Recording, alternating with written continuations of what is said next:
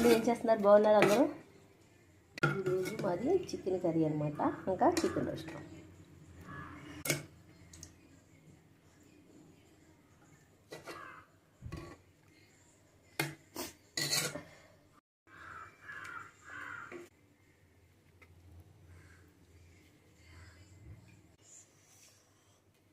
Taste చేస్తానమాట.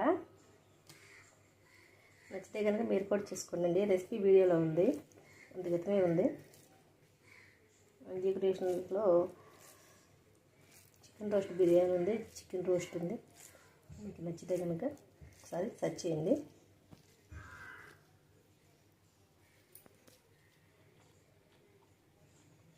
చాలా బాగుంది.